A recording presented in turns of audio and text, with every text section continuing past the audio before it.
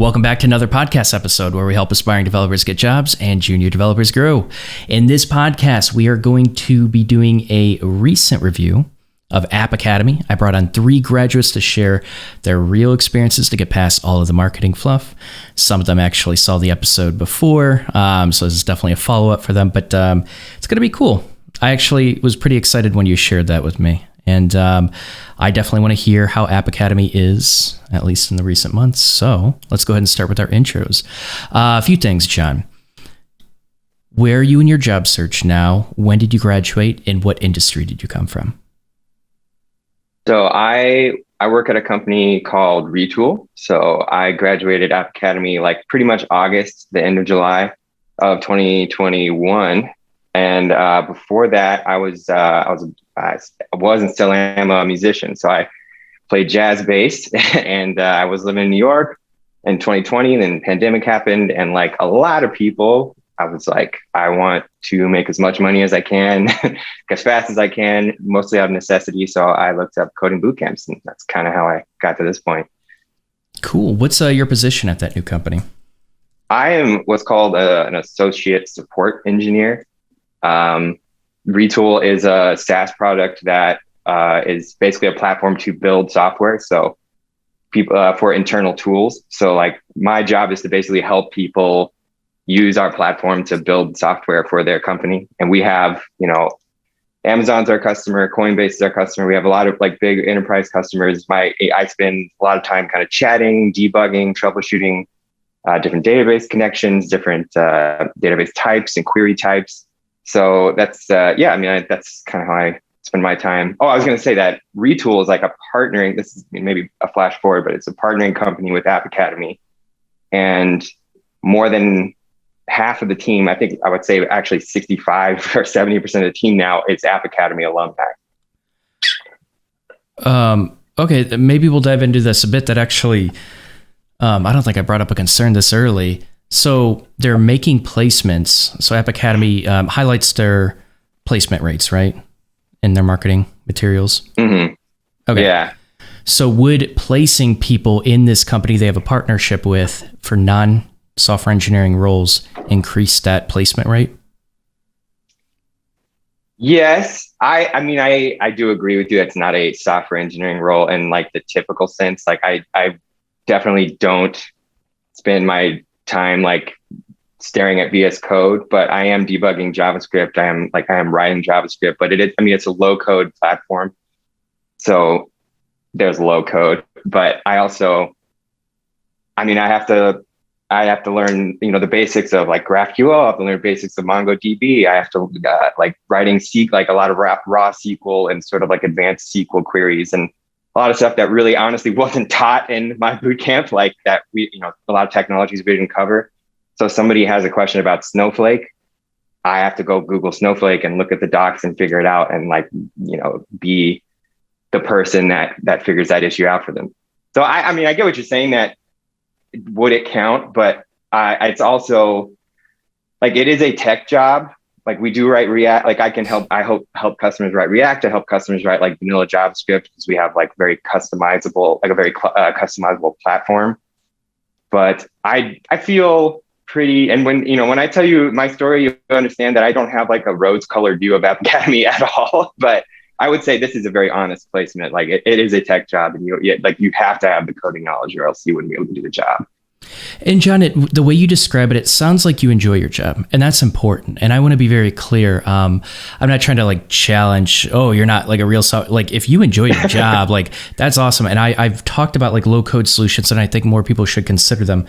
But you could probably understand like 99% of people most likely are going to coding bootcamp for a software engineering role. And I think it's important to recognize that really important partnership that can conflate that rate. So if they're being very upfront and just saying it's like, I don't know, 80, 90% into a tech job, sure, that's accurate.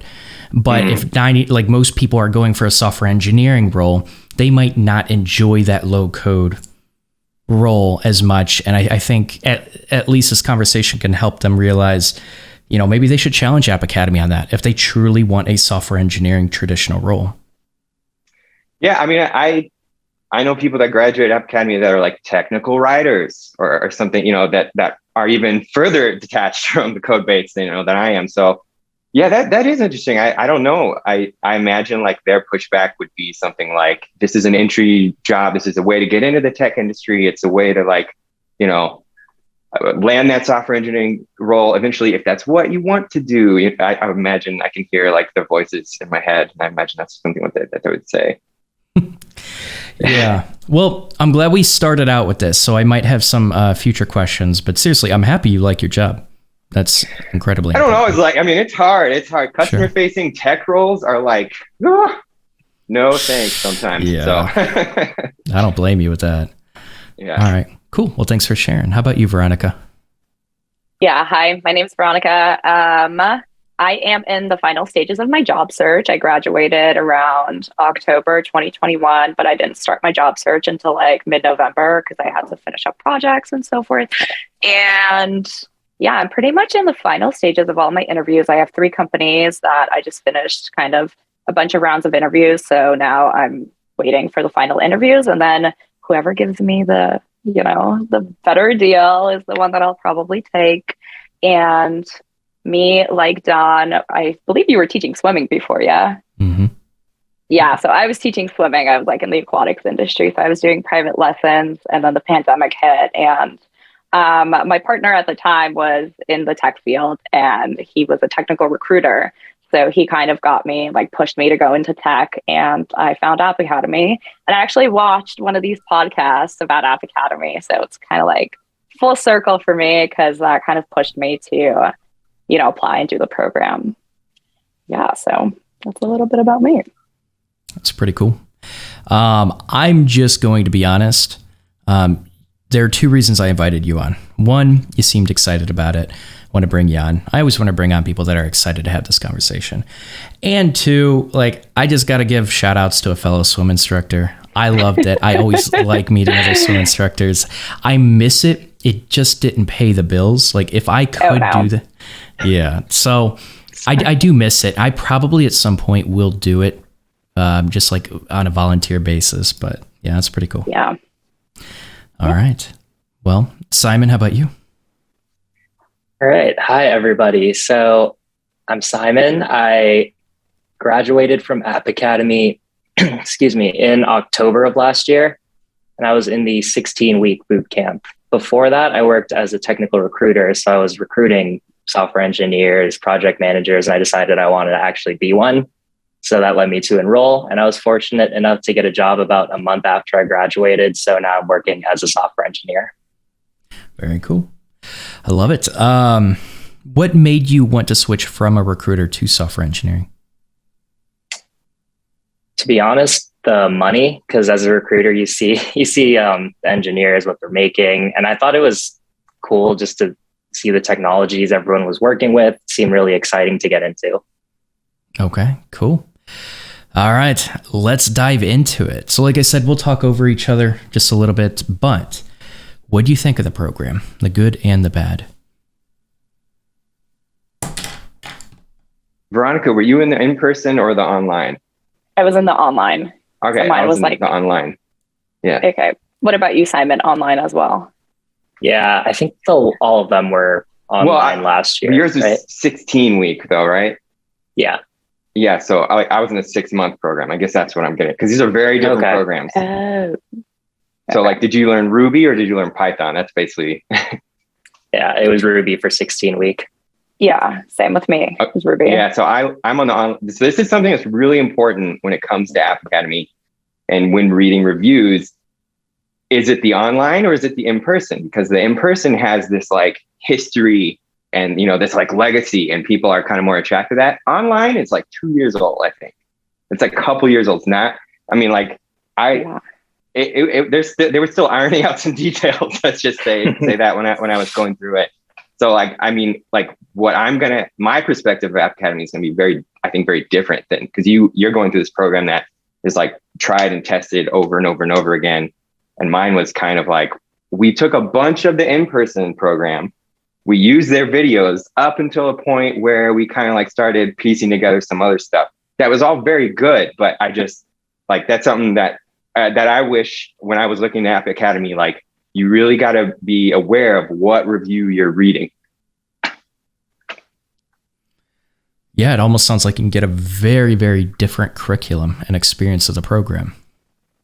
Because I read a lot of, these Reddit threads where people are like, App Academy screwed me over. And then someone will be like, I had the greatest experience of my life. And I found this dream job. And it's like, these are different programs. Like, this is a different time of life. Like, this is, 2020 COVID versus like whatever, 2015 App Academy, like everything's happening right in front of my face. And that, they're just, it is very different.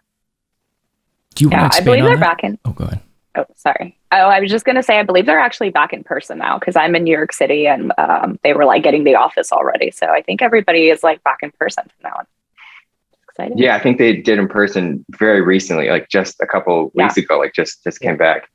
Yeah, I really like the online program. The reason I chose it is because it was 6 months long. And when looking at these boot camps and seeing some of them be like 2 months or 3 months, I was just kind of like, are you kidding? Like, is this a joke? Like, I don't think that, which are also, I found out later that those are unrealistic numbers. It's like 3 months of boot camp, 3 months of individual prep work before you go to boot camp for a lot of these programs. But I liked the length of the program. I thought 6 months was a good amount of time. And I was spending 6 months coding like 13 hours a day, which is like, now that I'm out of it, I realize there's really not another time in your life where that's gonna happen. Like, it's very unsustainable, I think, unless you're on like some kind of sprint for your job. Like, that's about the only time I think that I'm gonna have that much intensity. Yeah. Makes sense. Yeah, I think it actually might be a trade-off for the longer one, because when I was looking at them, I was thinking, I want to get a job as soon as possible. It's a full-time commitment. I don't want to be unemployed for however many weeks the longer program is. So that was a big reason I wanted to do the shorter one. But to your point, John, about Python versus Ruby, that was also a concern, which might be a con for people when they're looking at App Academy. Ruby is obviously not as used widely in the industry, at least in my area. And I know Python is really hot right now. So it is. Yeah, I came from like absolutely no coding background. So I feel like Ruby for me was actually kind of fine to learn. And I feel like it's like very transferable to Python. Like the languages are very similar. I did the shorter program just because I was like, I cannot code for 13 hours a day for more than X amount of time. Like, that is just not happening. And like, I don't want to be unemployed, but I enjoyed the program. It was definitely like, it is what you make of it. I kind of wish I did the 6 month one now, like looking back at it, because back then I thought, COVID would be done within a year. Like, we'll figure it out. And then it wasn't. So now I kind of wish I did the whole, 6 month program, but it is what it is. Ruby's fairly easy to pick up. And I think it's a good, solid start. It's a good first language to learn. And like a lot of my audience they're learning Node.js, they're learning JavaScript. A lot of times because I talk about it, because that was my background as well. But JavaScript is a very, very quirky first language to learn. It's a harder language.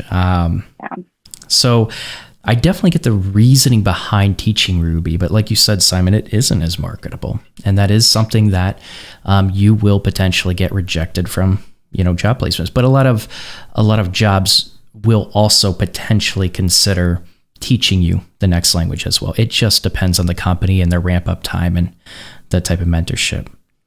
I get this feeling that a lot of you are worried about the intensity of it.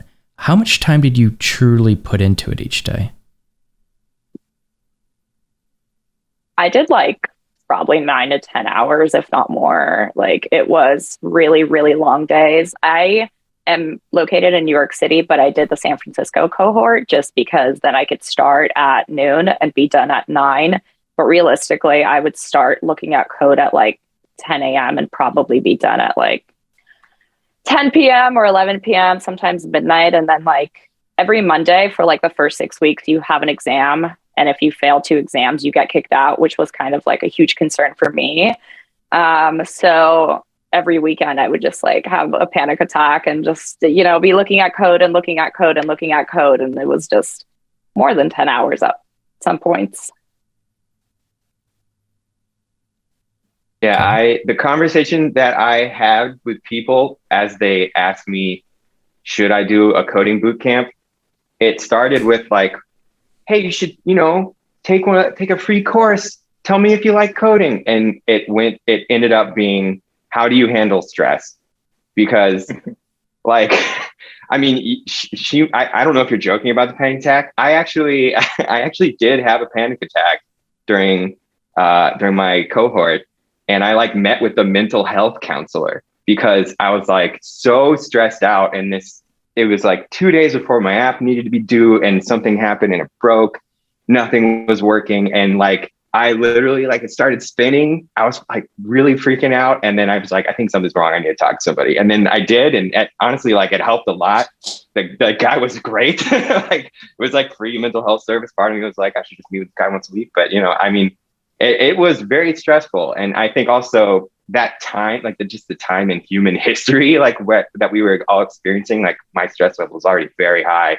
So to then jump into a coding boot camp was, I think, maybe not wasn't the best thing for my mental health at the time. But yeah, I think I can't speak for other boot camps that I haven't been in, obviously, but I do think App Academy is especially rigorous. I might be wrong, but this is not like, it's not a program where you can like half-ass it. Like, it takes all your time.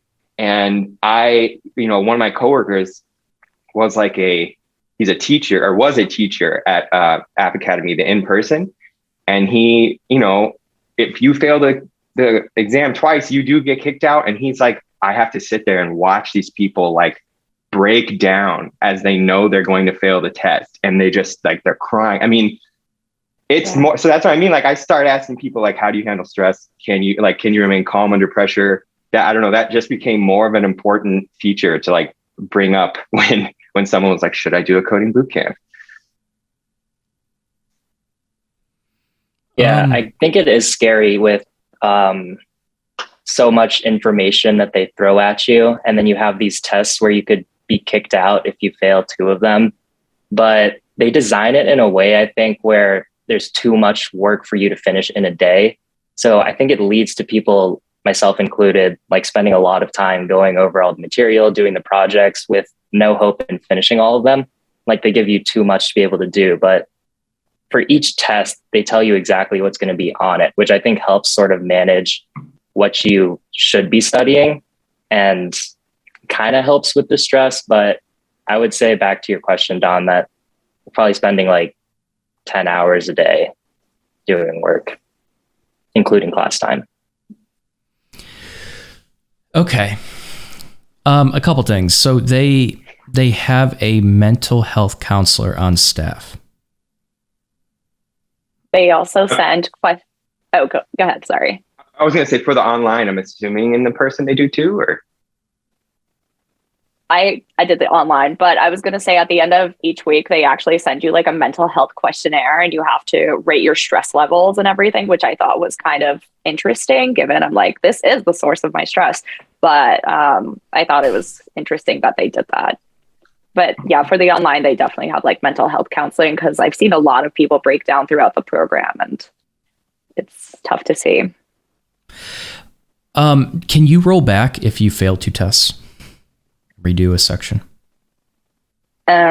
So it doesn't work like that in App Academy. And boot camps like Flatiron, I believe you can do rollbacks, but App Academy is like, I believe you fail 2 tests, and then the third one you get a retake. And if you fail that, you get kicked out of the entire program. Like, I personally know people that have gotten kicked out like the week before they were going to graduate.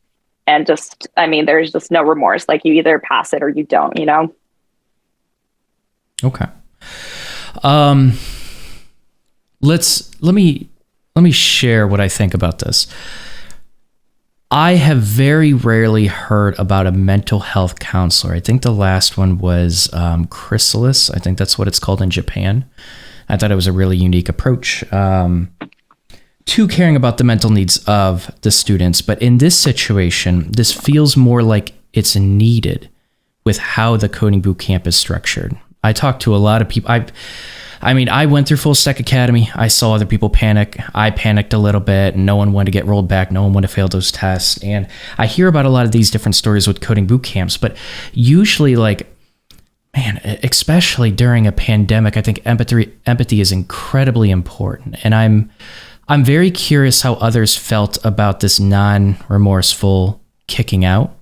And I think that I would be really curious to talk to the CEO and ask why that was a choice over the rollbacks, because that alone can create so much unneeded stress, like tons of anxiety. And I highly doubt that, you guys were the only ones to experience this. Like, just hearing the structure of the program, I promise you weren't. There is no way. And so the fact that they hired a mental health counselor to be able to address the anxiety that they're building up in a lot of students, and they're doing that through their structure. At least they have one on staff, but damn, this is actually a really unique problem to have in a coding boot camp. How do you feel about the support from your instructors?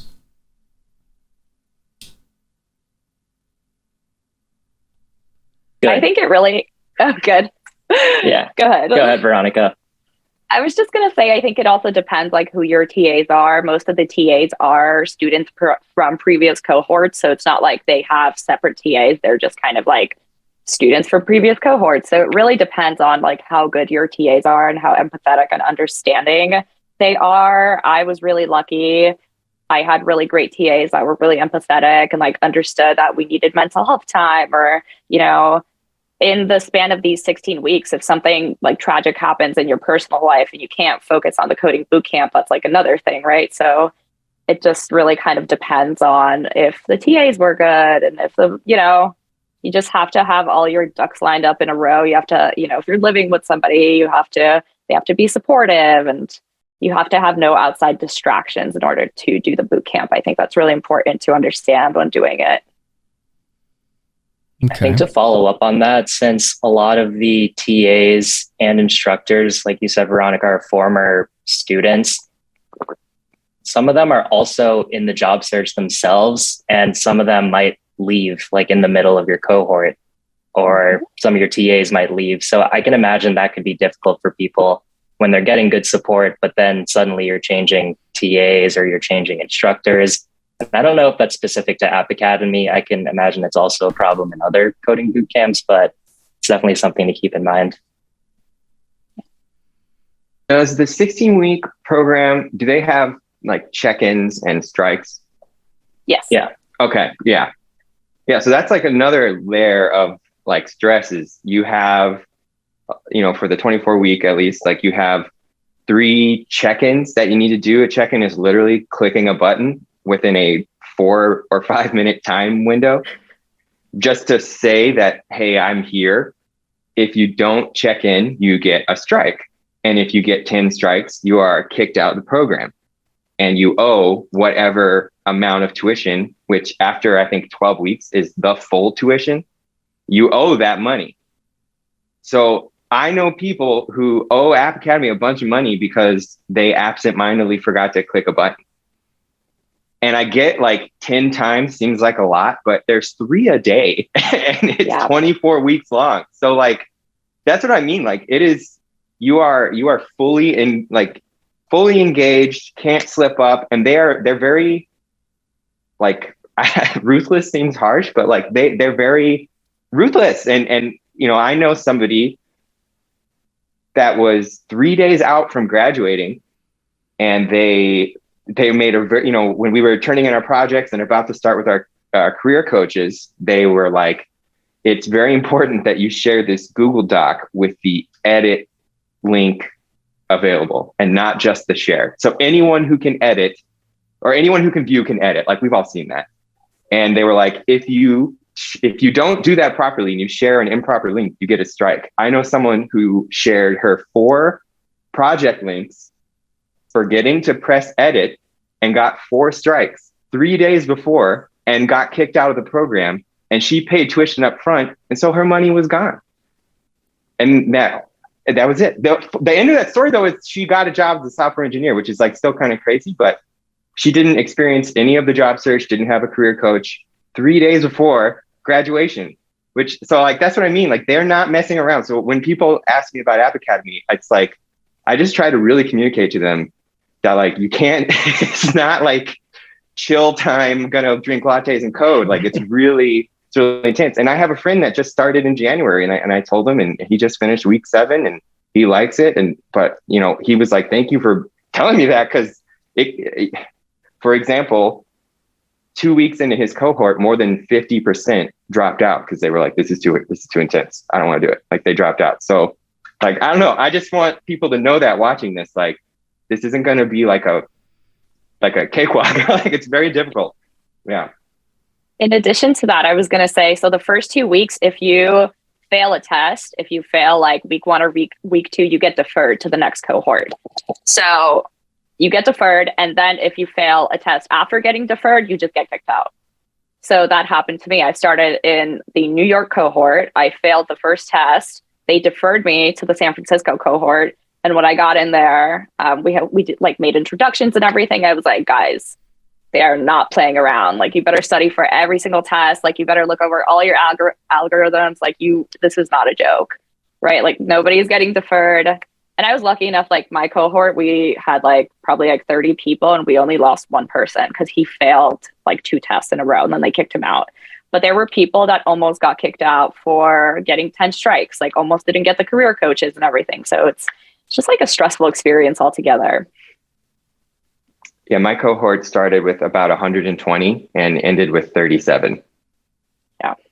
Holy shit. Yeah, That's crazy. That's normal. Like, my first cohort was like 57, and I believe they ended with like 23. So it was, yeah. Okay. Okay. So this I feel like we're freaking people out. It's not that bad. As long like, as you can like, do it. They provide a lot of support. They really do. Like, you can put the work in and make it happen. But I really try to just impress on people. Like, it's not like, oh, I hang out with my friends on the weekends. Like, no, you don't. You won't hang out with your friends. You can't. Yeah. So I'm glad you brought this up. I had a positive thing to say about App Academy, and then a lot of this just completely replaced it. So let's start with this idea of the environment that they're creating during the pandemic, when people's anxiety is already high. The strike system, it's disgusting. It's truly disgusting. This doesn't motivate people. So App Academy has a reputation for being strict, and I'm realizing that this idea of them, having a rigorous curriculum and program, there's tons of complexity to that and what that actually means. But this strike system, it seems very, very patronizing. So a lot of coding bootcamps, what they do a good job of screening candidates out. So I've heard App Academy has like a 3% acceptance rate. And so if they already have a 3% okay, there's a lot I want to say about this. I'm just trying to figure out like what to start with. So with the 3%, they're already strict with their standards. They go in, like, you need to start providing some trust for a lot of your students, providing this strike system and this like tiny little window you have to do 3 times a day. Like, I would probably forget it. Right? It doesn't mean I'm not putting in all the hours, but if you are going to put that much anxiety and stress on your students to the point where you need to hire a mental counselor, which no other coding bootcamp has really had to do, that the stress has never been this high. And then you put a strike system in and treat them like children and like kind of just like slap them on the hand 10 times until finally it's like, screw you, get out of the program. Like, it feels extremely unempathetic. It feels like they're very patronizing to students. And at this point, it doesn't even matter how good their curriculum is. This is absolutely disgusting. Like, you should never, ever treat anyone like this. It's absolutely disgusting. This is one of the most disgusting coding bootcamps I have ever heard in how they run things. And so I'm not going to sugarcoat that. Like, everything that you described, it's just like, that does not create this positive, constructive, empowering student culture that a lot of other coding boot camps have been able to create. That anxiety, the fact, like John Sims, I was kind of trying to sense like maybe you were just someone that maybe you do have more anxiety than normal, and maybe you are an anxious person, but like the more you would describe it, it's like I can see a lot of my friends, me, a lot of other people literally having panic attacks over this because you get kicked out. You literally get I've never kicked had out. a panic attack in my life. Like that was the only one. Yeah. I was just like, oh my God. Yeah. Well, and so like, holy shit, that's not something that, that means a lot more than you realize it does. Like I've never heard of anything like this at any other coding boot camp. What was I going to say? It was actually pretty important. Oh yeah. So the fact that like I'm flat out telling like no one should trust App Academy's placement rates, like that kind of gave me a red flag with what they were doing in that partnership. And you said majority of people were getting pushed into technical positions like that. We can kind of argue as long as they're being upfront about that, that's fine. But your curriculum is completely, it sounds like they're probably they're boosting their placement rates because they're kicking out almost anyone that would ever make them look bad, that would ever hurt that placement rate. That amount of churn of like people just not graduating and still like that's actually a really smart business decision. It's very strategic and it feels very disgusting. But to be able to kick out anyone that's going to negatively affect your placement rates and anyone that's going to negatively affect your placement rates. I'm just spacing at this point. I feel like I'm kind of like obnoxiously upset by what you described to me. Let me gather my thoughts a bit. So here's what I think. App Academy, I feel like, okay, here's what I was going to say is like, yeah, if they're going to be taking the full tuition rate and kick people out, like, that's, man, they are making, I feel like they're going to make a ton of money off of this. A lot of people will roll students back, but if they can exclude that student data from the hiring rates, you have no idea how strong of a marketing campaign that is for all coding boot camps. And this is kind of the weird thing about coding boot camps. A lot of coding boot camps are trying to be honest and transparent. And then they realize they have to compete with these placement rates. Like that's all students care about when they go to a coding boot camp. If they are excluding student data, like, 70 people got kicked out of your cohort and all 70 people are excluded from that placement rate. That is one of the most corrupt things I have ever heard a coding boot camp ever do. Like that is truly, truly disgusting because part of going to a coding boot camp is a lot of people, when they see that placement rate, they think, okay, if I sign up, there's a 90% chance that I'm going to complete the program and go on to get a position. But if most people are just getting kicked out of the program, that would potentially hurt that placement rate. Like that doesn't give an accurate representation of the chance you stand at signing up to that coding bootcamp and getting a job. Like this. So I want to be very clear. A lot of what I'm saying, it feels very disgusting and corrupt. Now the execution of it, maybe they're not. Maybe they are honest and transparent all of the way. But like this just has this like really weird feeling to it. I can't describe it. I would say like, I hear what you're saying because I do think they use stress as a motivator to like too high of a degree. I think they do. When I finished the program, I was like, there's no need to do this to people. Like you don't need to stress them out so much. But I also get that, from them, they're like, we have a curriculum.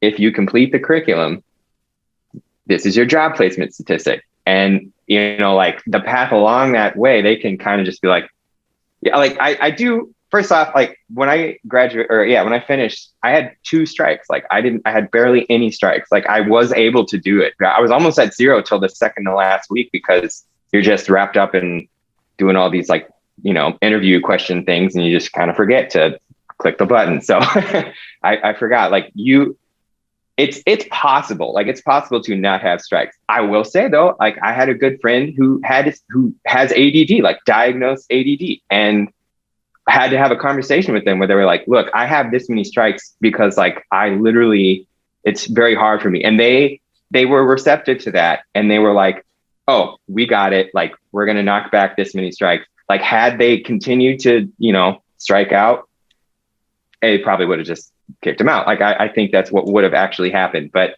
I don't like that they use stress as a motivator to the point that they do. But I will say almost everyone that I graduated with, and this was again in August, they all have jobs. Like, I know it's crazy. I know it's not, I don't want to be like this Ayn Rand, like whatever, like, oh, the ends justify the means. But I was shocked. I thought it was all going to be a lie. I was like, we're going to be in this job search forever. I'm never going to find a job. Like, I got a job for 2 months. Almost everybody that was like my good friend in the App Academy, they all have jobs now. And, and actual software engineering jobs, if we want to make that distinction. Like, I also, I make over 6 figures, and that was very important to me. And I was like, this is cool. I'll do a non-software engineering job with the road to become a software engineer at this really great company, with my starting salary for like the first W-2 job I've ever had to be over $100,000.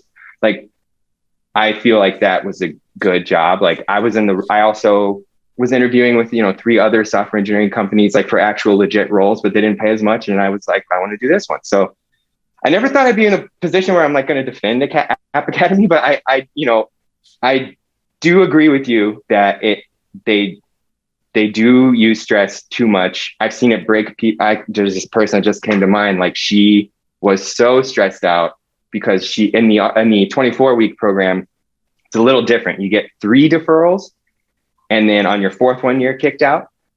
And she was at 3 from week 5 of a 24-week program. So from like week 5 to 24, she knows if I don't pass this test, I get kicked out, and I paid up front and I lose all my money. So she knows that.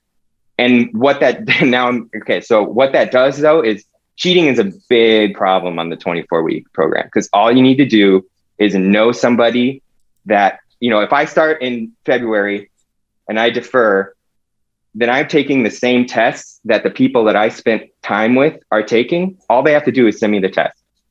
And I know people cheat. And I actually went to the administration and I was like, hey, people are cheating and it's just pissing me off because I'm working so hard. And they're just like, I mean, all you need is somebody's phone number. Hey, what'd you get on 3? Like, what'd you do for that one? That's all you have to do. Like, it's very easy to cheat, and they try to enforce it, but like, and then when you see people's projects and you're like, okay, I don't think you know how to do this. Like, I don't think this doesn't look good. So, that's something that's like a byproduct, I think, of how stressful it is. Like, people don't want to lose their money. They don't want to lose their investment, and they want to like get to that job search. So like, it does incentivize that kind of like dishonest behavior. I don't know how it was in the 16-week, like obviously in the in-person, you can't cheat. Like, someone's watching you take it. Real quick. So the problem is the representation of how many people are successful. Like, any coding bootcamp, you take that top 10% of the class, top 20%, they're probably going to get jobs, right? That's true for any coding bootcamp. So this idea that App Academy is this like elite program with this really, really good placement rate is complete bullshit when you toss out majority of your class that would have hurt that statistic. So I love that your cohort, you all got jobs, and you even mentioned like, it sounds like you were part of the top part of your class, right? And you even had other software engineering opportunities. But that idea that just because your entire cohort got jobs, like any coding bootcamp can produce that with their top remaining students. So the fact that so many students were kicked out, I don't think potential students have a clear and accurate representation of will they get that job when they do sign up to App Academy. Like, I can rant about like how disgusting it is that they're still charging the rest of the curriculum. If you get like 10 strikes, you're still charged the rest of the curriculum. That's bullshit. That's disgusting. But like that's a whole other conversation. So I would also agree it can be motivation. I'm not like, this is actually, I see why they might do this. I see the effectiveness in it. And and they probably have measured like how, like you give these stress surveys, they probably measured how far can we push these people before they break. And I would be very curious to see that data on the back end. But I'm not saying it's not effective for like some of the top students. I want to, it's a really interesting strategy. And of course I've been vocal about my opinions about it, but Yeah, I'll let other people talk. I think it's important to remember, for better or worse, App Academy is a business and they're trying to make money. And they do have an ISA where you don't need to pay anything to join the program, in which case they're sort of on the hook to make sure you get a job so that they can finally get paid once you find a job. And I think that might lead them to be pretty strict on a lot of students, where if they think you don't know the material, like you're failing tests, then you're probably not going to get a job, meaning they won't get paid.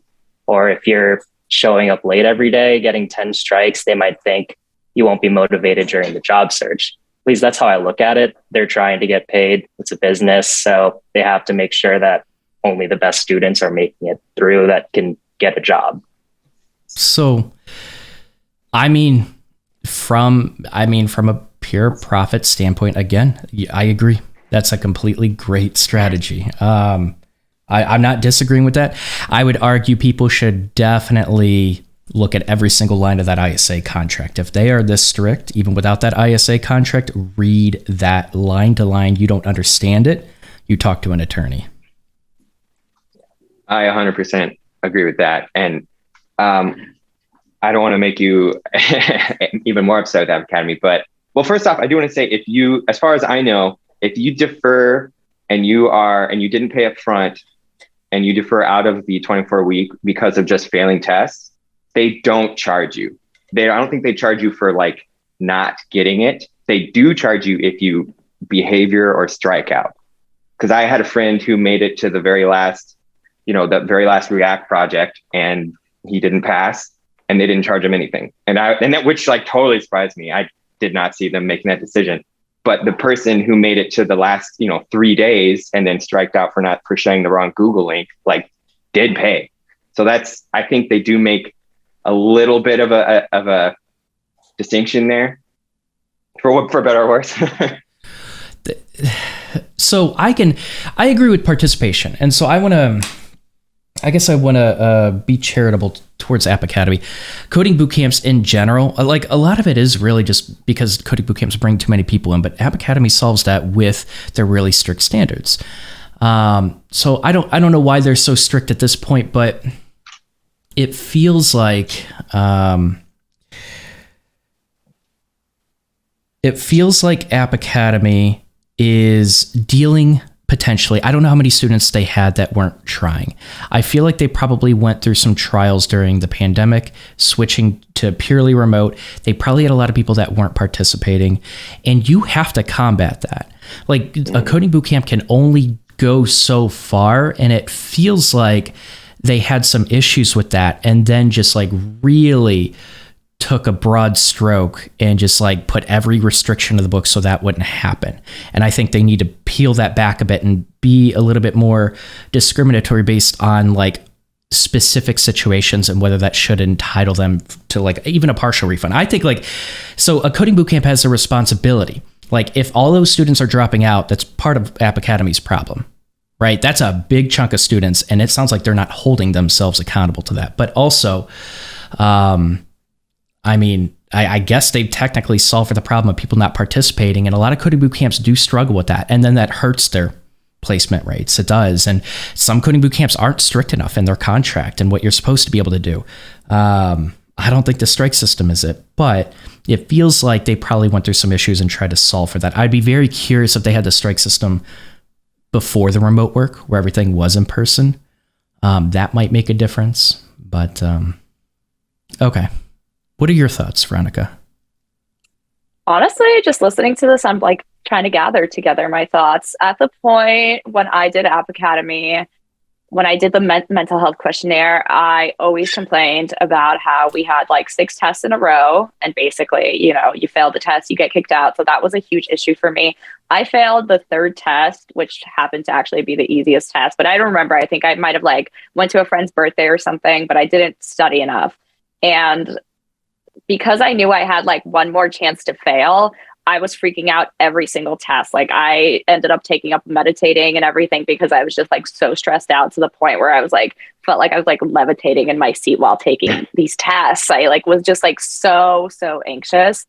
The strikes, I don't know, like the check-ins, I think they were kind of silly, like to sit there and like click a button each time and like have to set an alarm. Like we're all adults. I don't think that's really necessary.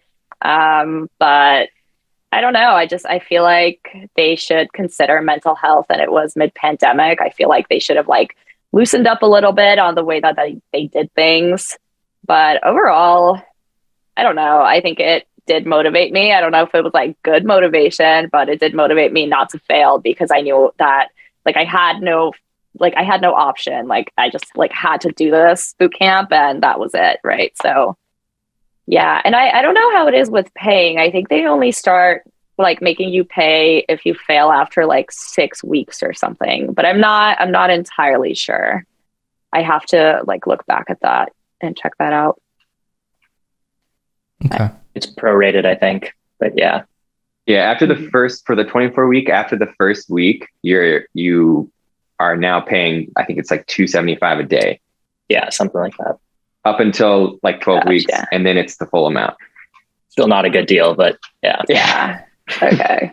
What happens if you get 10 strikes before that 12 weeks? I guess it'd be the prorated, like whatever it would be. It would. Yeah. The thing here's another layer of the insanity is like the $50,000 ISA is any job. So for example, I know somebody who graduated App Academy, didn't get a job, ran out of time, went back to their old job, still has to pay their ISA because their old job paid more than $50,000. So like, it's not like a coding job. It's any job that you're making more than $50,000 once you sign that ISA. Which was a surprise to me. And this is, and I should say, this could definitely would need to be like verified. This person could not be telling me the truth. Could be, it could be lying. I don't know anybody else in that situation. Everyone else I know is either still in the job search or did get a job. But like, it is something like they will get their money, as soon as you make $50,000. So even if you can't find a job, it's been 6 months, you have to go back to your old job. It pays more than $50,000. You owe that full tuition with the ISA. As far as I know, I mean, I'll double check that contract, but I mean, there's nothing in there that says tech job or software engineering job. It's like, hey, you went through our program. We gave you an education. It was on this this contract said, once you make 50K, you'll start paying us back. And I get the emails too. They're like, hey, just a periodic income verification. Like they call your job and they're like, hey, just checking in. Is he still making this much? Like, I mean, they're going, they want the money, and I understand that. Like just to say some really good things about the program, I did feel like I had a lot of support. I mean, I haven't even gotten honestly into the worst part of it. And I don't want to talk all the time, but I mean, there was a point where when I started App Academy, I loved it. About halfway through, they made a decision that made me hate it. And I almost dropped out. And I was like, I'll just pay $8,000. I'm out of here. I don't want to do this. But then what was the decision? Can you shorten it? Because can't leave us on a cliffhanger. Yeah. Okay. They had a, when I started, the structure was they have a PTM, a principal technical mentor, and then they have a circle leader. And our PTM, we loved that person, and they were such a great teacher, tons of experience, actual experience, not teaching at a boot camp, like 12 years of software engineering experience.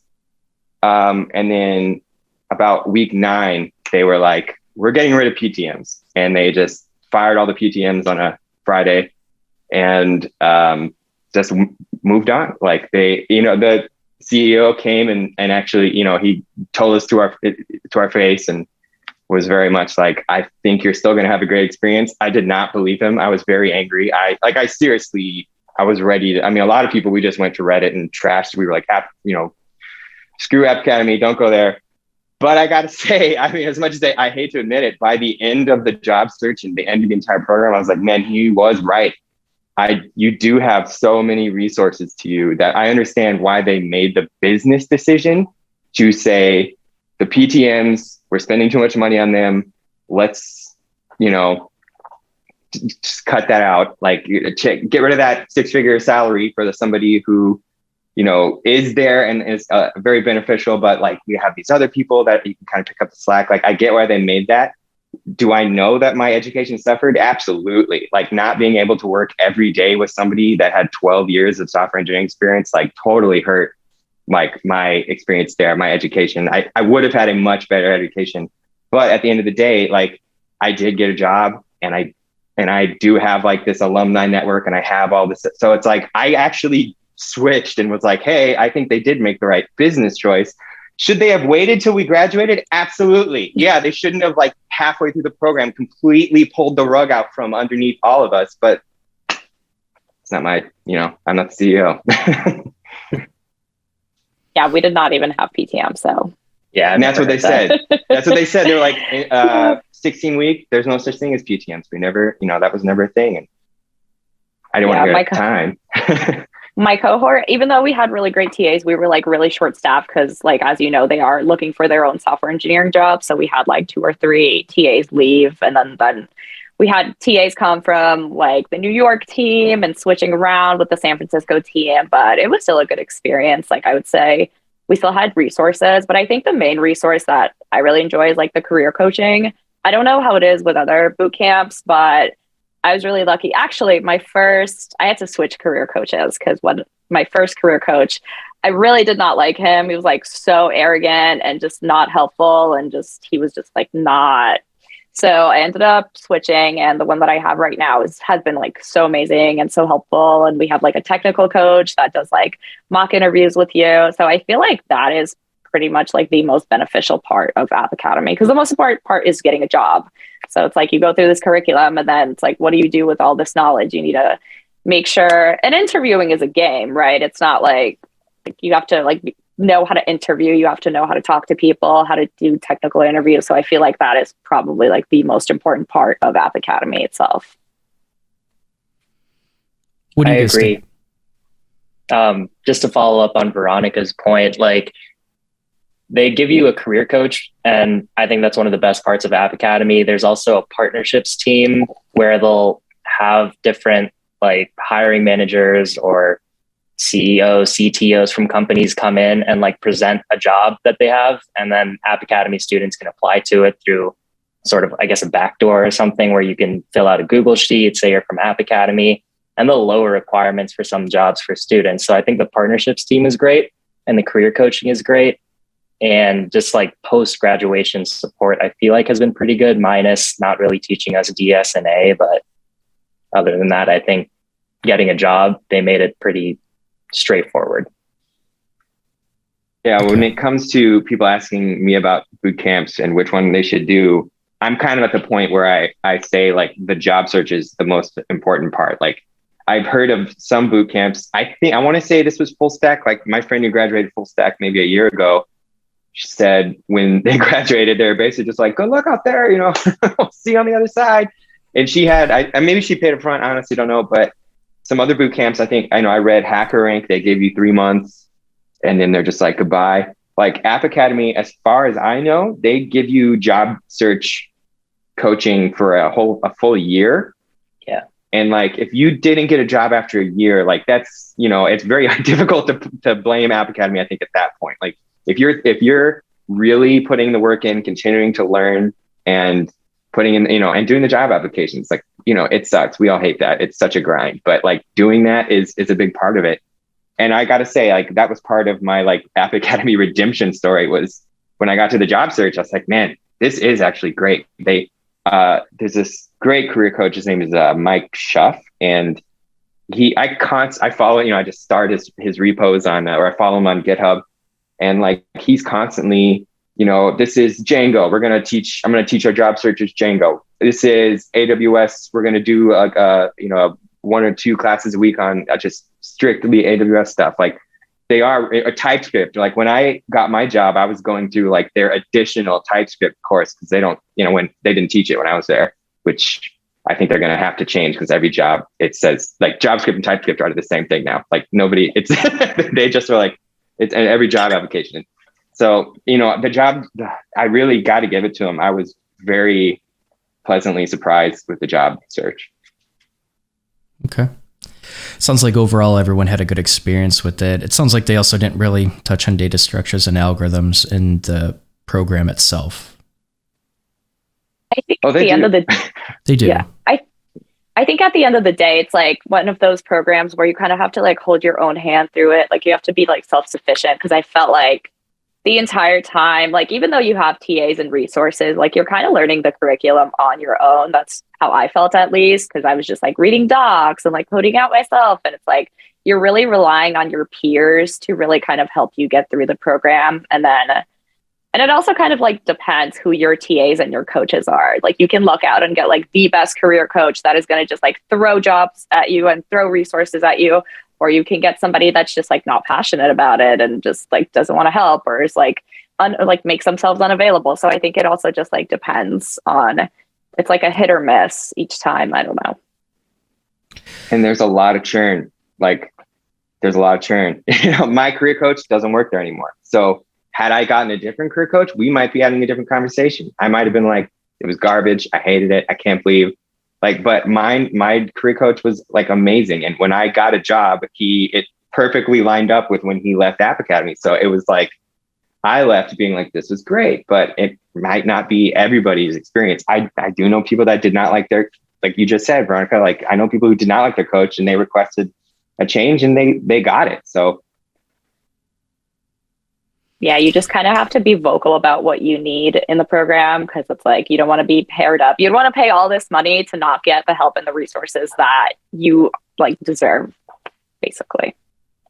Yeah, I think that's really good advice for students coming into the program. And even just looking at the private message this person sent me, you said it well, Veronica. He also mentioned you just basically rely on your peers. And he overall seems like he had a decent experience, but that's one thing that he did mention, that he also didn't like the career coach. And so it sounds like it can be a hit or a miss, and you need to be vocal about maybe that career coach gets feedback. But like, yeah, career coaches are hard. I think most care, and I think most are overworked. I've seen this with coding boot camps so often. Career coaches, there's a lot of churn with career coaches just in general. I probably should like invite a few career coaches on to ask about that, because I've always been curious why there's so much churn. But okay, it feels like this is a very strong program for the top 10 or top 20% of students that eventually make it in. I'm not going to go into another rant about it. I feel like if those placement numbers don't account for all the people they're kicking out, that could negatively affect it. Like any coding boot camp could have high placement if they did that. They just kicked out the bottom half of their students. They could. It's very easy. So I would argue placement rate should not be something people should pay attention to with this program.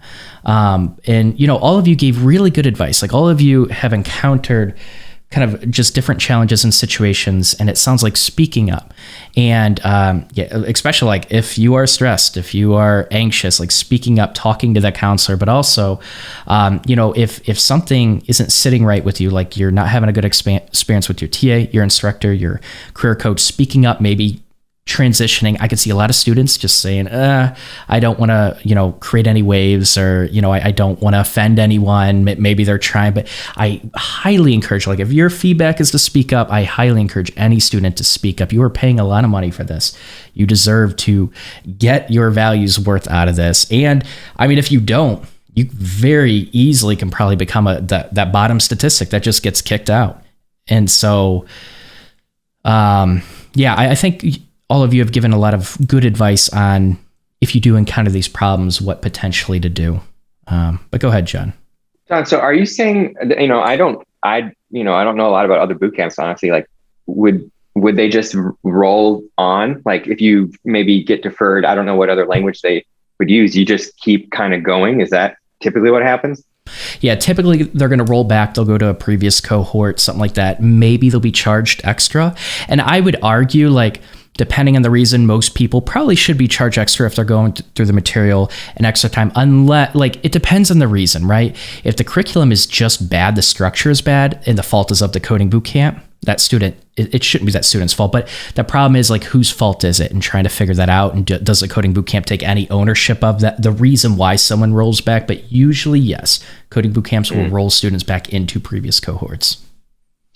See, that's so foreign to me. You know what I mean? Like for me, I'm like, oh yeah, you just get kicked out and that's it. That's like the end of it. And you don't, you have to join another one. Like I know this is one of the craziest bootcamp experiences. The person that I know, she started with us, was living in Texas. They had the major blackouts or, the power problems back in 2021. And she deferred and then got kicked out and then joined a different boot camp and then got kicked out of that one. And it's like, we started the same month. She still hasn't finished the boot camp. I have a job, it's just it's crazy. Like the experience that people have with different boot camps and not being she can't apply to App Academy again. Like they're not going to let you do that. They're going to be like, you already did this. It didn't work out. Like you're, no, thank you. So yeah, it's definitely, it's very foreign to me to hear of compassion from a boot camp. And I feel go ahead. Sorry, I was just going to really quickly say, I feel like to add to that, it's like your personal life has to be at a standstill while you do your boot camp. Like your partner has to be supportive. You have to have no outside obligations in order to do this boot camp because you're literally just sitting there staring at the screen for 10 plus hours a day. So it's like, God forbid something happens that's tragic in your life. It will screw up the entire experience. Yeah.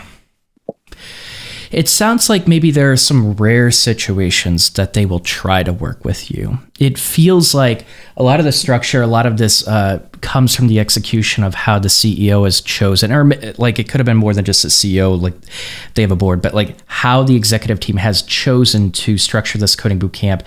It feels very, and I know I went off on a rant, and if I yelled, I'm sorry. I think this is the first time I've gotten pissed off at a coding bootcamp, actually on the podcast. But that comes from a place of I've mentored so many aspiring developers during the pandemic, and I know, people that have experienced way less to go that much into debt, be kicked out of a program.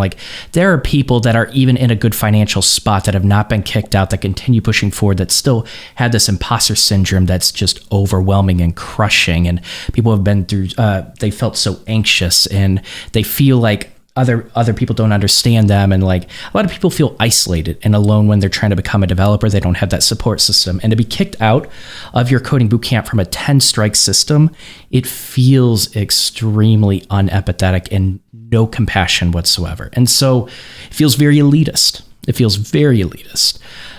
So that's where my frustrations definitely come from. But it also, I bet you're probably going to have more compassion from the instructors. The stories that you told me, even just when you found that good career coach, you found that good instructor, TA, it sounds like you probably had a lot of compassionate, empathetic, and helpful conversations with the actual staff on the floor, right? The staff that are teaching you and helping you through the program. I think my gripes are more with the executive team at App Academy. And so I think that's kind of where I'm coming from. And this is me comparing this coding bootcamp, reviewed 30, 40 programs at this point. App Academy is a very unique experience. I've never heard of anything like this before. That is so funny to hear you say that. I thought all boot camps did this. I really did. I thought all boot camps were you're in or you're out. That's all it is. That's what I thought too. Yeah, I thought that too. But I talked to my friends from Flatiron Academy, and they're like, yeah, we don't do this. And I was like, oh, okay. Well, oh my God. My friend from Full Stack, I was telling her what this is something another thing. This is something I always tell people with App Academy is it is set up to reward you if you pursue being a software engineer and punish you if you don't. Punish you, because even in the job search, the 10 strike system resets. And if you get 10 strikes throughout your job search, career coaches are gone. You owe us your money. There was I was thinking it definitely, this is the way they describe it is during the boot camp, your whole life is boot camp. During the job search, 9 to 5 is the job search. So you get weekends, you get evenings. And I kind of thought they were joking. Like, they're not really joking. Like, the job search is an extension of the boot camp. So I was talking to my friend from Full Stack, telling her that, like, yeah, I have to apply to 40 jobs. At the time it was only 20 or 25. I had to apply to 25 jobs a week or I got a strike. I had to show up at this meeting on every Monday or I got a strike. I needed to attend 2 or 3 additional lectures or I get a strike. Like, that's what I'm saying. Like, yes, it's great that the job search has those resources, but it's got that App Academy side where they're like, and if you don't use the resources, you will get a strike. Like, it's still there. That sounds like something that'll push people into just doing mass applications with no cover letters, no company research, and just trying to get those applications out. I could see that being the behavior. Yeah, ours was 50 job applications a week, which actually I thought it would be difficult, but my career coach makes a spreadsheet every single week. And it's just like, literally, I just get my little coffee and I just like apply to everything. And they actually like help you form a cover letter and resume. And so we have workshops at the end of the program that help you get everything kind of ready. And then when you're sending out your cover letters, all you have to do is like change the name of the company or, you know, things like that. So I feel like that really helped me get a lot of traction because I was just like mass applying. And again, interviews are, you know, their own beast. So like once I did a bunch of interviews at companies I really didn't care about, or like I didn't really like want to work at, I kind of got the gist of how do I interview? Like, how do I, you know, go through this algorithm? Like, how do I communicate with my interviewer? So I feel like that actually like helped me a lot. And now I'm applying to places that I actually want to apply to. And I have all the skills to be successful. So they actually will give you a spreadsheet and tell you which jobs to apply to? Yeah. So my career coach does that. I don't know how it is for other career coaches, but I didn't have that. Yeah. You had that or you didn't? I did, yeah. No. Who was your career coach by chance? Leanne. Oh, I don't know Leanne, but yeah. So that was helpful. I mean, some career coaches are like really, really, you know, into it and they really want to like help make those placements. And then you have other career coaches that are just like overworked and tired and just, you know, they're like, do your own thing. Okay. Yeah. I would say my career coach was so much more responsive than I thought he was going to be. Like, I kind of had low expectations going into the job search. I was like, I'm going to write this guy and he's going to get back to me on Friday, you know, or like whatever, it's going to be later. But I mean, he really was on top, and if you needed to schedule a meeting because you had, but he was also a very no nonsense person. Like, when we met, he told me, he's like, I've given people 10 strikes and I sleep like a baby. Like, it's like literally what he told me.